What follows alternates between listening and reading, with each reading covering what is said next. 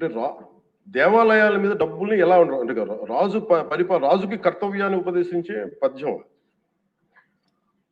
ఆయితికానికి ఇవ్వకు మమరాలయ ముఖ్యము, అతడు అర్థతృష్ణాయుతుడై నిజోర్వియగు నష్టికి ఆ ధనమును తరల్చి రాజు ఆయతనమునకు చేర్చు మరి అట్టిది ఆపత్యము కాన ఒంటిగాడే అధికారి కావలయ ఇంచుకు తిన్నను వాడే రూపురం.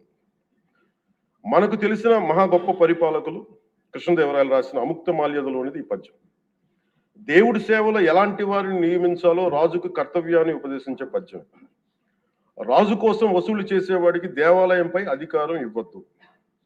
అలాంటి వాడు డబ్బు మీద ఆశతో రాజ్యానికి వసూళ్లలో నష్టం వచ్చినప్పుడల్లా దేవుడది ధనాన్ని తరలించి రాజు ఖజానాకు చేర్చేస్తా ఉంటాడు. అలాంటిది తప్పుడు పని కాబట్టి ఎలాంటి మమకారాలు లేని ఒంటరి వాడే ఆలయానికి అధికారిగా ఉండాలి.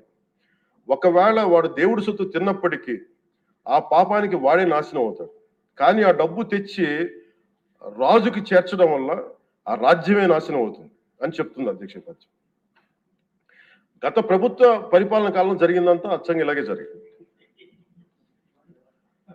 అంటే ఇది మనందరికీ కూడా చాలా లోతుగా ఆలోచించాలి. ఇది భగవంతుడికి సంబంధించిన, అది అంతమంది వెళ్ళి వాళ్ళ కర్మని అక్కడ వేస్తారు డబ్బులుగా.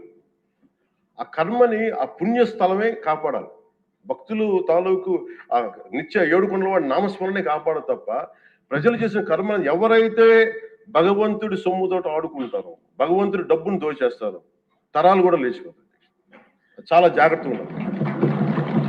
ఇది ఎంత మనం ఇది చాలా పుణ్యకార్యాలకు ఇవ్వాల్సింది. అందుకని వీళ్ళందరికీ కూడా ఇప్పటికైనా దీని కల్తీ జరిగింది, వాళ్ళు ఒప్పుకుంటామని చెప్పి వాళ్ళు నిజానికి ఇంకా ఇబ్బంది లేకుండా ఇంకా మళ్ళీ దీని గురించి మీరు ఢిల్లీకి వెళ్ళి కోర్టులు వేసే కొద్దీ మీ పాపం పెరుగుద్దే తప్ప మీ నాశనం కొంచెం ఫాస్ట్ అవుద్ది తప్ప ఇదైతే తగ్గదు.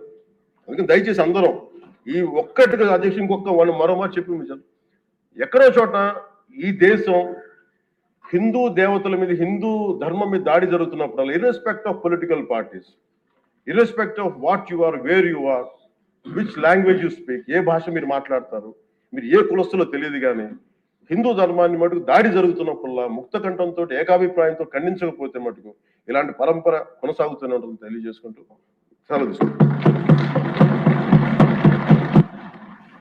చాలా పవన్ కళ్యాణ్ గారు చాలా అత్యద్భుతంగా ప్రజల్ని ఆలోచింపజేసే విధంగా చాలా అద్భుతంగా మాట్లాడారు. అప్పుడే అయిపోయిందా అని ఫీల్ అయ్యేలాగా చేశారు.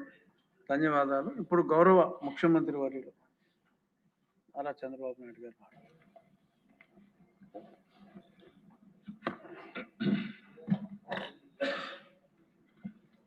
అధ్యక్ష,